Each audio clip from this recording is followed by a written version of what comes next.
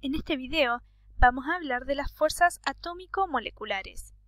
Estas son las interacciones que ocurren a nivel microscópico y que explican los fenómenos que hemos estado viendo en Física 2, como son la deformación mecánica, la tensión superficial, la capilaridad, y ahora que nos vamos a meter con el tema de calorimetría, también explican el estado de agregación de la materia, el punto de ebullición, de fusión, entre otras propiedades físicas importantes. Los temas que vamos a ver en este video son temas familiares. Lo que vamos a hacer es darles un orden y un marco algo más físico. En principio vamos a recordar que hay dos tipos de fuerzas que son las que nos interesan. Por un lado tenemos las fuerzas intramoleculares, es decir, dentro de la molécula, o lo que es lo mismo, entre átomos. Si tomamos la molécula del agua, que es una molécula conocida para nosotros, la fuerza intramolecular es la fuerza que hay entre el hidrógeno y el oxígeno. Ambas. Estos son enlaces dentro de la molécula. Son enlaces de tipo fuerte, enlaces muy fuertes, que tienen que ver con las propiedades químicas de la materia.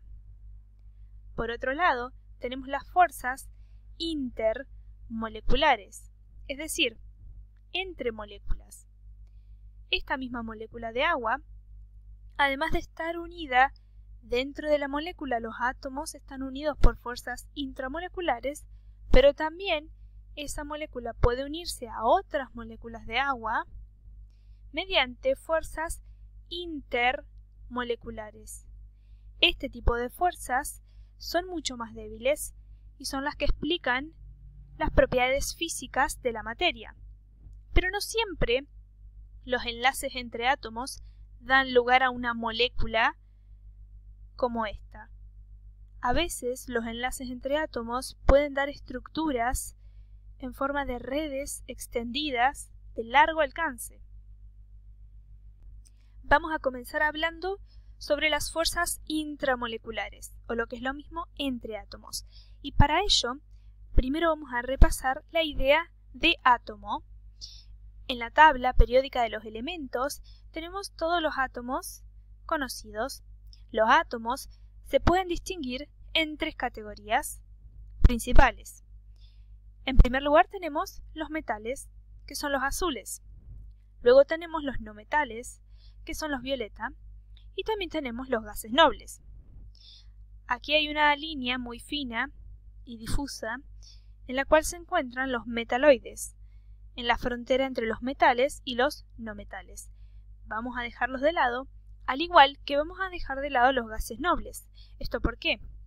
Porque los gases nobles son inertes, prácticamente no reaccionan, por lo tanto, en principio no nos interesan. Luego diremos algún comentario respecto de ellos.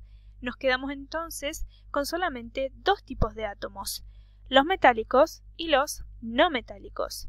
Por lo tanto, según las combinaciones que hagamos entre átomos, tenemos tres posibles combinaciones. Que un metal se una a otro metal. Que un metal se una a un no metal. O que dos no metales se unan entre sí. Estas tres combinaciones dan lugar a los tres posibles enlaces atómicos que hay, es decir, enlaces entre átomos o fuerzas intramoleculares. Estos son el enlace metálico, el enlace iónico y el enlace covalente. Antes de explicar de qué se trata cada uno de estos enlaces, vamos a recordar que los átomos metálicos son aquellos que tienden a ceder sus electrones de valencia, mientras que los átomos no metálicos son aquellos que tienden a captar electrones de valencia. Entonces, para el primer caso, el enlace iónico, donde tenemos un metal y un no metal, será simple. El metal cederá su electrón y el no metal lo captará. En este caso, en el ejemplo, resultará un catión sodio, ya que tiene defecto de electrones, carga positiva, y un anión cloro, ya que tiene un exceso de electrones. Al tener ahora cargas opuestas, ambos se unen entre sí. Esta unión no tiene una dirección específica, es decir, alrededor de este anión cloro puede haber tantos cationes sodio como espacialmente sea posible. Además, una vez que ambos están unidos, la carga neta resulta ser 0 nuevamente. Por lo tanto, el resultado es una estructura sin carga. Este tipo de enlace, donde la dirección no está definida, da lugar a redes, en este caso una red iónica de largo alcance. Otro tipo de enlace es el que se da entre dos no metales, también conocido como enlace covalente. En este caso, como ambos átomos son no metálicos, ambos tratan de captar electrones, por lo tanto ninguno le cede el electrón al otro átomo, llegando a una especie de arreglo en el cual ambos comparten sus electrones de valencia. En este caso se trata de un enlace direccional, ya que la única dirección en la que ocurre es en la dirección entre los átomos, se ve entre el cloro y el bromo. Vemos entonces que una vez formado el enlace entre los átomos, ya no es posible que otros átomos de cloro o de bromo se unan atómicamente a estos átomos. Por lo tanto, nos queda una estructura que está confinada, delimitada. Esta estructura es la que conocemos como molécula. Es entonces que los enlaces covalentes dan lugar a moléculas. Se ve moléculas separadas que se pueden mover individualmente. Por último, y no menos importante, tenemos el enlace metálico. En este caso, que es un caso con átomos de sodio, lo que ocurre es la unión entre metales. Como los metales son átomos que tienden a ceder electrones, ambos sodios entregan sus electrones y se forma una nube de electrones. Como se ve, este es otro enlace no direccional. Pueden unirse tantos sodios como deseen y todos entregar sus electrones a una gran nube electrónica.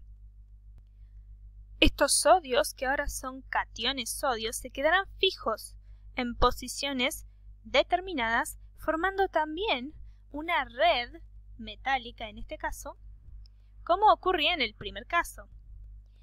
Serán los electrones que estarán navegando libremente en este mar de electrones o nube de electrones, que justamente debe existir para evitar la gran repulsión que habría si solamente estuvieran los sodios todos positivos. Esto además le da a la estructura una gran plasticidad, ya que esta nube de electrones actúa como una especie de pegamento entre los sodios y si hay algún tipo de impacto externo, como ocurre en las deformaciones mecánicas, son capaces de desplazarse entre sí, deformándose sin llegar a romperse. Es importante notar que los átomos no poseen carga neta antes de enlazarse y que luego de diferentes reordenamientos de cargas para lograr el enlace, el compuesto resultante, ya sea red iónica, moléculas o red metálica, tampoco posee carga. Son estructuras eléctricamente neutras. Más adelante se verá cómo por la ubicación de los electrones pueden crearse zonas con diferente densidad de carga sin dejar de tener el compuesto carga neta nula. De estos tres tipos de enlace, el iónico y el covalente son los más fuertes, mientras que el metálico es algo más débil. Podemos observar la intensidad de los enlaces iónicos en sus puntos de fusión y ebullición. En este caso, observamos que esta estructura es sólida a temperatura ambiente y observamos los valores altos de puntos de fusión y ebullición.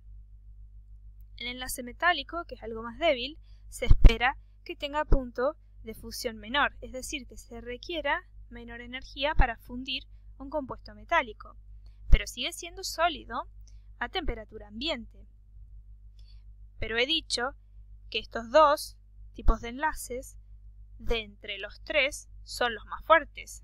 Entonces, ¿por qué el punto de fusión y ebullición de este compuesto molecular es tan bajo? ¿Cómo se explica si el enlace covalente es tan fuerte?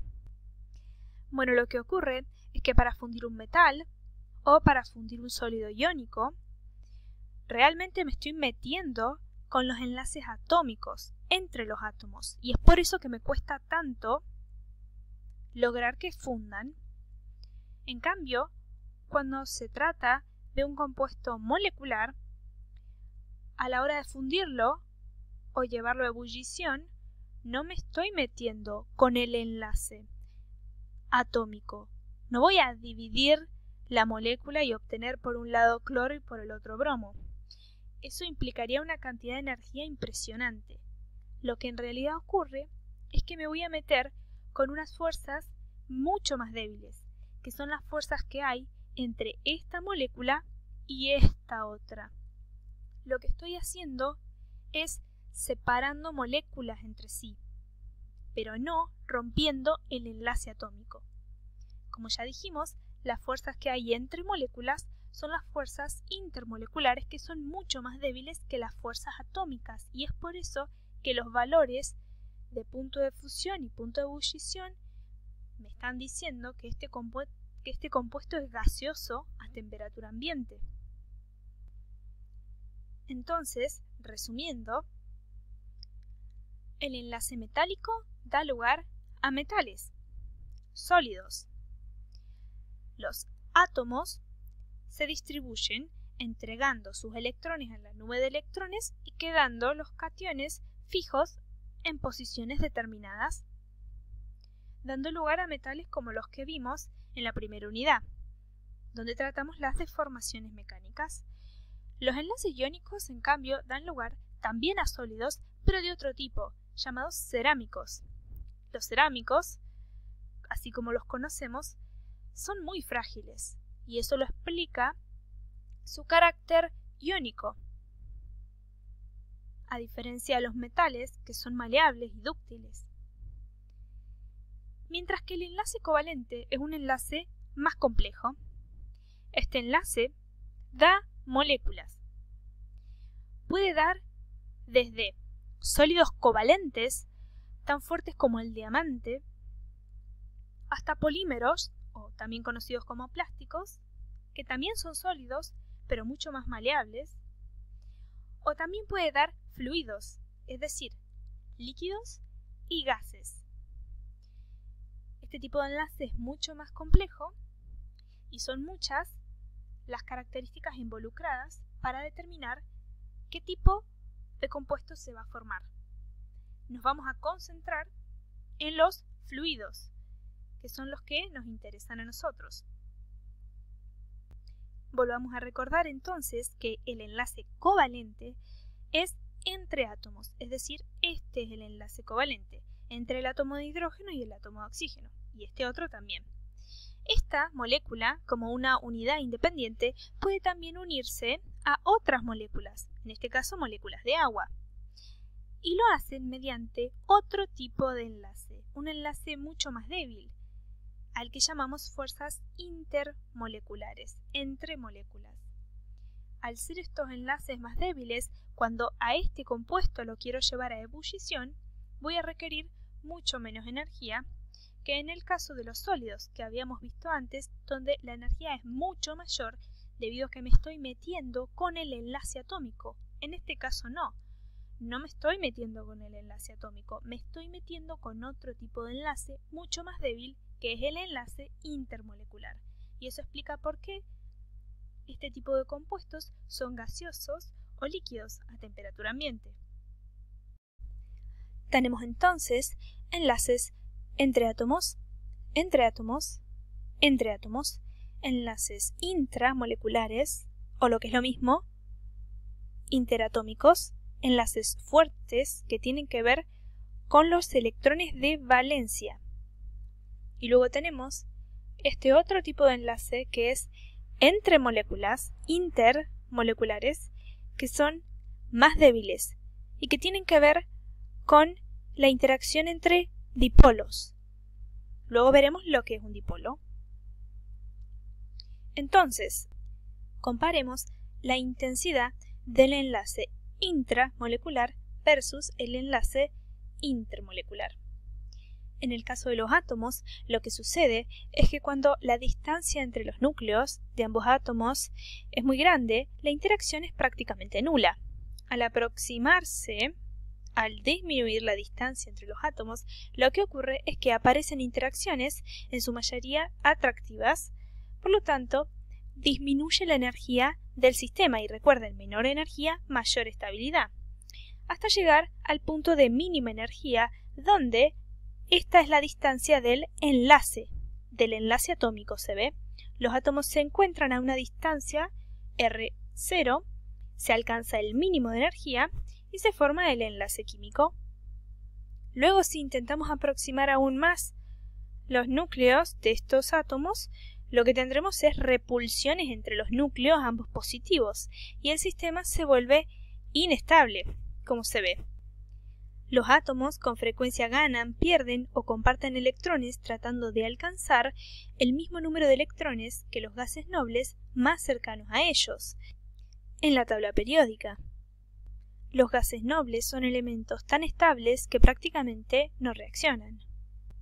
Una vez alcanzado tal estado de estabilidad, se requerirá una gran energía para llevar al compuesto fuera de este.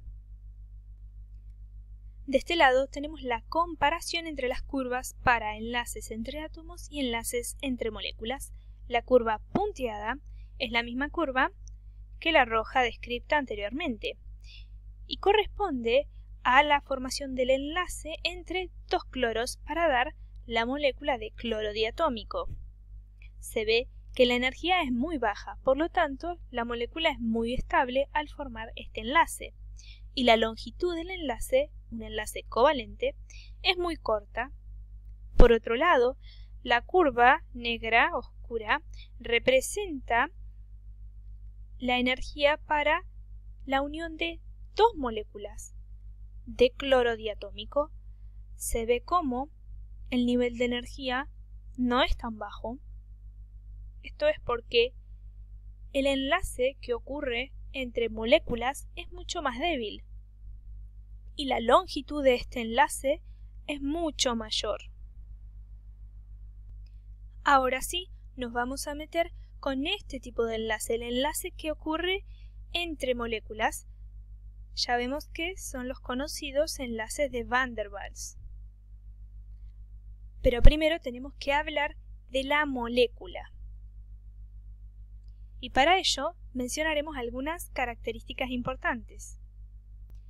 La electronegatividad es la capacidad de un átomo para atraer a los electrones cuando forma un enlace químico en una molécula. La electronegatividad de un átomo determinado está afectada fundamentalmente por dos magnitudes, su masa atómica y la distancia promedio de los electrones de valencia con respecto al núcleo atómico. Ahora veamos cómo una molécula puede, sin dejar de tener carga neta nula, presentar zonas con densidades de carga positivas y negativas. Estamos hablando de moléculas. Recordemos que dijimos las moléculas tienen lugar cuando la unión entre átomos es covalente. Entonces, si un enlace covalente está formado por átomos con igual electronegatividad, como por ejemplo dos átomos iguales, como en este caso para el flúor diatómico, ambos atraerán por igual a los electrones de valencia, formándose un enlace covalente no polar, es decir, no hay una zona con mayor densidad de electrones, sino que están equitativamente distribuidos. En cambio, si tenemos un enlace covalente constituido por dos átomos de diferente electronegatividad, como en el caso del fluoruro de hidrógeno, donde el flúor tiene mayor electronegatividad que el hidrógeno, lo que vamos a tener es que el flúor está atrayendo con mayor intensidad a los electrones del enlace, formándose alrededor de este una zona de alta densidad de carga o densidad de carga negativa, y por lo tanto sobre el otro átomo se formará una zona de baja densidad de carga o densidad de carga positiva, formándose así un dipolo. Tengamos en cuenta que en esta molécula existe la misma cantidad de protones que de electrones. La carga neta es nula, pero se han formado zonas de diferente densidad de electrones. La molécula de fluoruro de hidrógeno tiene un enlace covalente polar. Eso convierte a la molécula en una molécula polar. Por lo tanto, no solo describimos a los enlaces como polares y no polares, sino también describimos como polares o no polares a las moléculas. Hemos llegado entonces a la explicación de qué es un dipolo. Siempre que dos cargas eléctricas de igual magnitud, pero de signo opuesto, estén separadas cierta distancia, se establece un dipolo. La medida cuantitativa de la magnitud de un dipolo se llama momento dipolar, denotado como mu, que es el producto de la carga por la distancia. El momento dipolar aumenta al incrementarse la magnitud de la carga y al aumentar la distancia.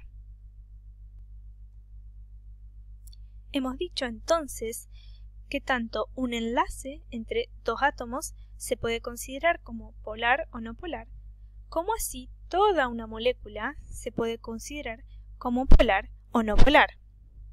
Entonces, si una molécula está formada únicamente por enlaces no polares, como por ejemplo el oxígeno, el hidrógeno, la molécula será no polar. En cambio, una molécula que contenga enlaces polares, como son todos estos ejemplos que contienen, en rojo vemos los enlaces polares, puede ser tanto una molécula polar como no polar, pues son dos los aspectos que se deben tener en cuenta: la polaridad del enlace, es decir, que exista un enlace polar, y la geometría de la molécula. Si una molécula contiene enlaces polares, pero por su geometría estos se anulan mutuamente por la suma vectorial, la molécula será no polar. En este caso hay una resultante hacia este lado, polar. En este caso hay una resultante hacia arriba, polar. En este caso también hay una resultante hacia arriba, polar. Pero en este caso, la geometría simétrica hace que las resultantes, los momentos dipolares, se anulen entre sí y la resultante sea nula. Por lo tanto, la molécula, a pesar de tener enlaces polares, la molécula completa es no polar. Lo mismo sucede en este caso. Es de esperar entonces que una molécula polar, como esta, un dipolo en el cual indicamos la zona de densidad de carga positiva y la zona de densidad de carga negativa, se atraiga con otras moléculas polares, su zona negativa con su zona positiva, y así respectivamente, formando enlaces que, como ya explicamos, son enlaces intermoleculares, débiles, tienen una longitud mayor, a diferencia de los enlaces entre átomos o intramoleculares, que son fuertes y tienen una longitud mucho menor. Así como cuando hablábamos de átomos teníamos dos especies, metales y no metales, que daban lugar a tres tipos de enlaces entre átomos, iónico, covalente y metálico, cuando hablamos de moléculas también tenemos dos especies, las moléculas polares y las moléculas no polares, que combinándose entre sí también dan lugar a tres tipos de enlace. Si una molécula polar se combina con otra molécula polar, lo que vamos a tener es dos moléculas que se representan como dipolos que se atraen entre sí de esta forma. Su zona con densidad de carga negativa se atrae con la zona de densidad de carga positiva de la otra molécula y así sucesivamente, formando interacciones con otras moléculas que las rodean. Mientras que si una molécula polar se une con una molécula no polar, lo que va a ocurrir es que la molécula polar va a inducir un dipolo en la molécula no polar. ¿Cómo es esto? Los electrones de esta molécula que es no polar y están justo en el medio, por lo tanto no hay una zona con más electrones, se sentirán atraídos hasta la zona positiva del dipolo permanente, que es una molécula polar. En ese momento los electrones se irán hacia este lado, dando lugar a un dipolo inducido. Esta interacción también se extiende uniéndose con otras moléculas que los rodean. Por último, si tenemos dos moléculas no polares, lo que va a ocurrir es que no es cierto que los electrones estén fijos en el medio, sino que los electrones se están trasladando. Digamos que en un instante va a haber un desequilibrio de electrones. En ese instante se va a generar un dipolo instantáneo en una de las dos moléculas. En ese momento, la otra molécula va a sentir que sus electrones son atraídos por este dipolo instantáneo y se va a generar nuevamente un dipolo inducido por un dipolo instantáneo. Y nuevamente tendremos la interacción entre moléculas. ¿Cuál es la conclusión? La conclusión es que no importa la naturaleza de la molécula, siempre va a haber interacciones entre las moléculas, interacciones intermoleculares que no podemos despreciar en todos los casos. Debemos saber que siempre en mayor o menor medida estas interacciones entre moléculas ocurren, existen. De los tres casos que vimos anteriormente, aquí están explicados dos de ellos. Faltaría el intermedio, que es entre una molécula no polar y una polar, pero es muy similar a este mecanismo, solamente que la molécula no se genera un dipolo instantáneo, sino que es un dipolo permanente que induce un dipolo en la molécula no polar. Pero puntualicemos en un tipo particular de enlace dipolo-dipolo.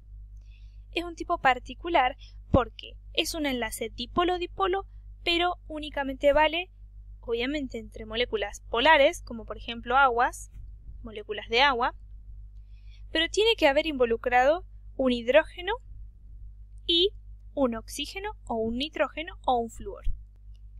Al ser el oxígeno, el nitrógeno y el flúor elementos tan electronegativos y pequeños a la vez, este enlace es especialmente fuerte. Pero prestemos atención en dónde está el enlace. Este hidrógeno tiene que pertenecer a una molécula, mientras que el oxígeno, el nitrógeno o el flúor, en este caso oxígeno, es el perteneciente a otra molécula. ¿Sí? No se trata de un enlace entre átomos, se trata de un enlace entre moléculas. El punteado rojo, es el enlace puente hidrógeno, que al ser tan fuerte comparado con un dipolo-dipolo cualquiera, o incluso mucho más fuerte que la de London desde ya, explica por qué el agua es líquida a temperatura ambiente, y no un gas, simplemente. Como hemos dicho, estos tipos de interacciones corresponden a fuerzas intermoleculares. Las más débiles de este grupo son las de London, mientras que las más fuertes son las de puente hidrógeno. Pero todas ellas son más débiles que las fuerzas intramoleculares, o lo que es lo mismo entre átomos, que vimos anteriormente, que eran los enlaces metálicos, covalentes y iónicos.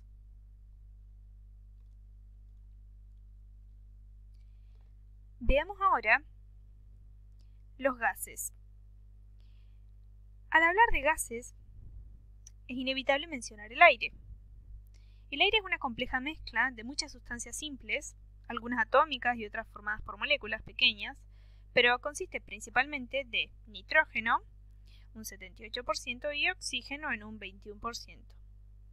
Además del oxígeno y el nitrógeno, unos cuantos elementos más, como el cloro, el flúor y el hidrógeno, existen como gases en condiciones de temperatura y presión ordinarias. Los gases nobles, como el helio, el argón, son gases monoatómicos. Muchos compuestos moleculares también son gases, como los siguientes. Obsérvese que todos estos gases se componen exclusivamente de elementos no metálicos, por lo que poseen fuerzas intramoleculares del tipo covalente, que son las que permiten la formación de sustancias moleculares. Ahora sabemos que es entre las sustancias moleculares que se establecen las fuerzas intermoleculares débiles, que en los gases son especialmente débiles debido a que los gases tienen fórmulas moleculares sencillas y por lo tanto pesos moleculares bajos, y las moléculas están muy distanciadas entre sí, dando gases a temperatura ambiente. Por otro lado tenemos los líquidos como el agua.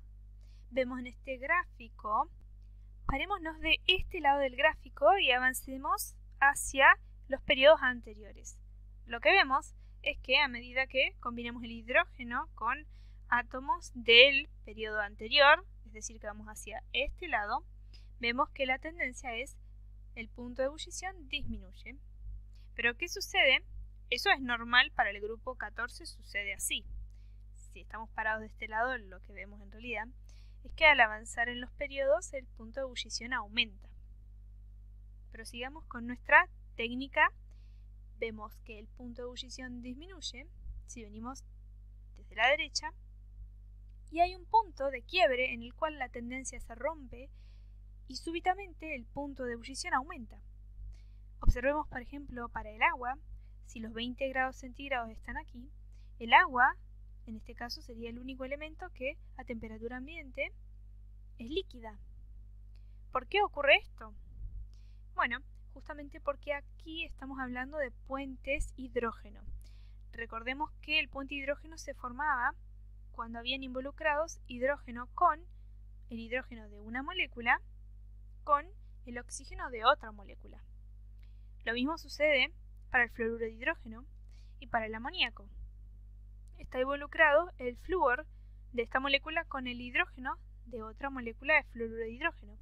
Y en el amoníaco está involucrado el nitrógeno. Recordemos que el nitrógeno, el oxígeno y el flúor son los elementos más electronegativos de la tabla periódica, siendo a la vez átomos pequeños.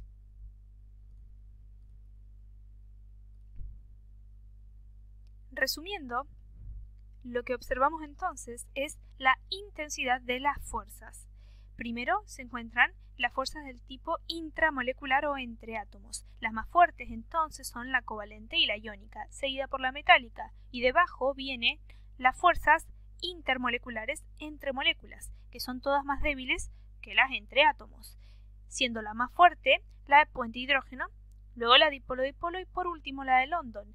Aunque hay que tener cuidado porque las de London son las únicas que pueden ser aditivas, por lo que podrían llegar a ser más intensas incluso que las dipolo-dipolo.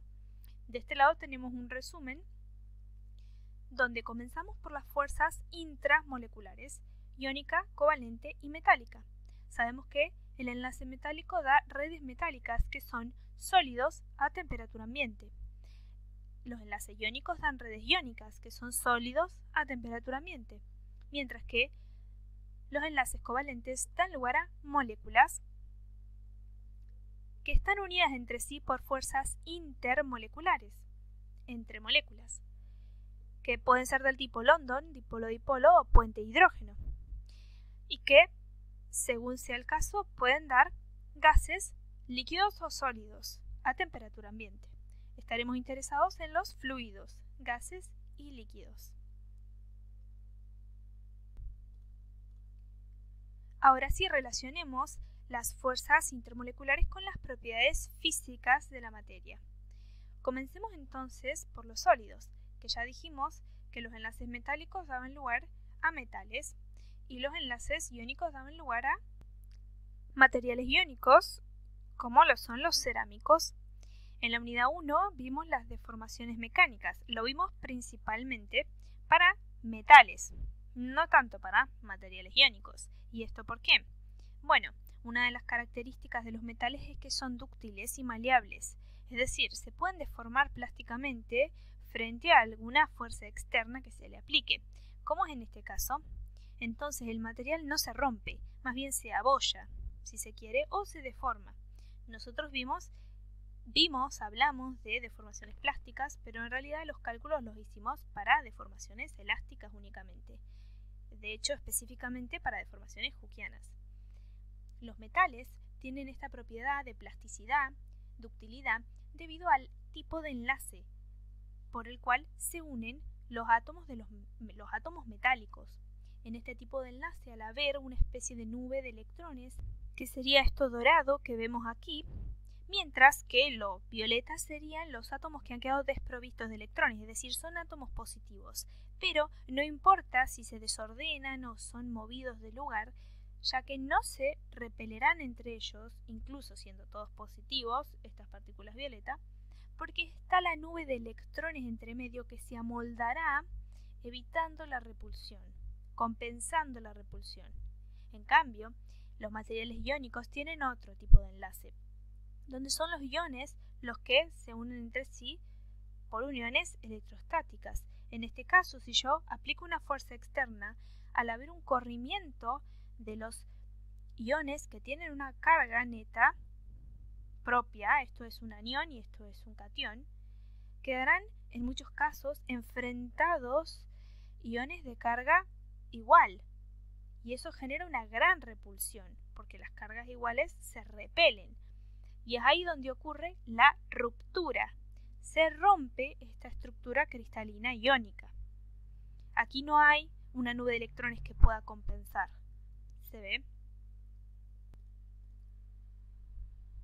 Otro de los fenómenos que podemos explicar con las fuerzas intermoleculares es la tensión superficial.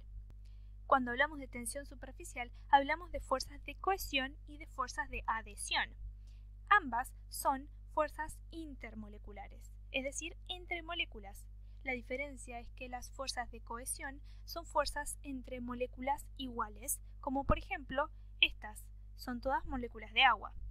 En cambio, las fuerzas de adhesión son fuerzas entre moléculas distintas, como por ejemplo aquí, que hay fuerzas intermoleculares entre una molécula de agua en la superficie y una molécula de aire. En este caso, el origen de la tensión superficial es que las fuerzas de cohesión son mayores que las fuerzas de adhesión. Una molécula en el seno del líquido está rodeada por otras moléculas, entonces la resultante neta de estas fuerzas de cohesión se anula. En cambio, en la superficie, las moléculas están parcialmente interactuando con moléculas iguales y parcialmente interactuando con moléculas distintas. Como las fuerzas de cohesión entre moléculas iguales es mayor que la fuerza que hay con las moléculas del aire, es decir, las fuerzas de adhesión, lo que voy a tener es una resultante, prácticamente mis moléculas de agua no interactúan con el aire. Y lo que tengo es una resultante hacia abajo, una resultante de fuerzas intermoleculares hacia abajo que me da lugar a la tensión superficial. ¿Se ve? Esto hace que se presente como una cama elástica, soportando, como en esta imagen, el peso de un insecto.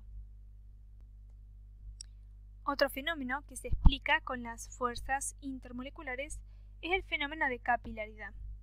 Nuevamente nos encontramos con el agua. El agua asciende por el tubo capilar. Y esto se debe a que las moléculas de agua se sienten atraídas por el vidrio. ¿Y esto por qué?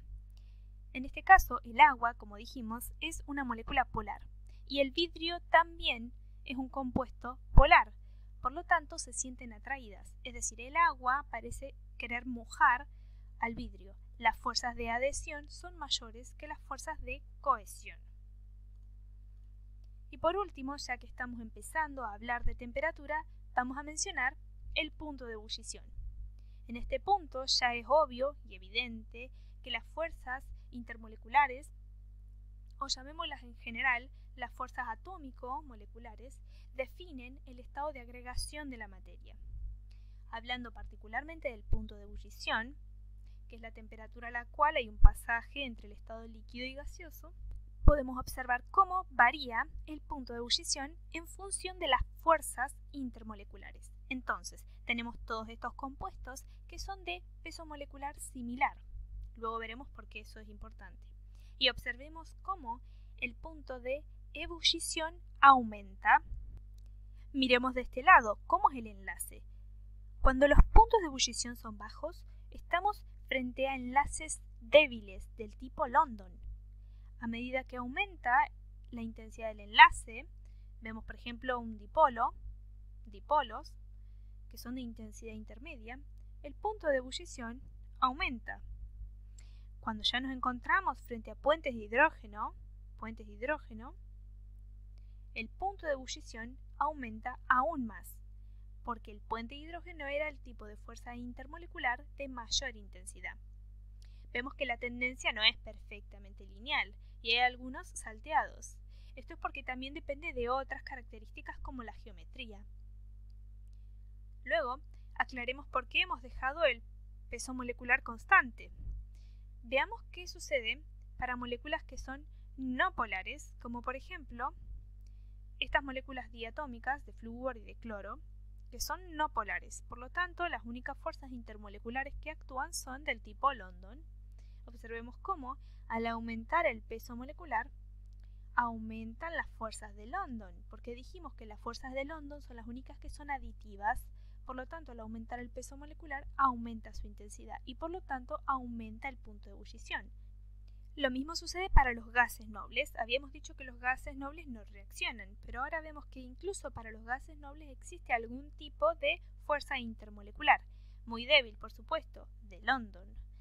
Nuevamente, al aumentar el peso molecular, estas fuerzas de London, que son aditivas y aumentan con el peso molecular, aumentan y por lo tanto el punto de ebullición aumenta, se hace cada vez más positivo. Es por eso que hemos fijado el peso molecular en esta tabla.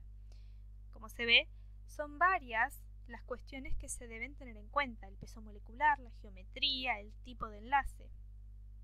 Estos son solamente algunos ejemplos, pero claramente hay excepciones.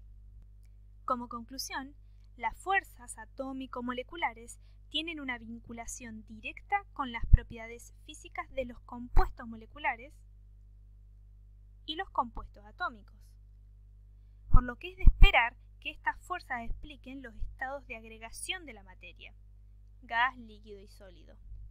Con esto damos por finalizada la clase de fuerzas intermoleculares y esperamos que ahora tengan más claros algunos de los fenómenos físicos que hemos estado viendo y seguiremos viendo a lo largo de la materia.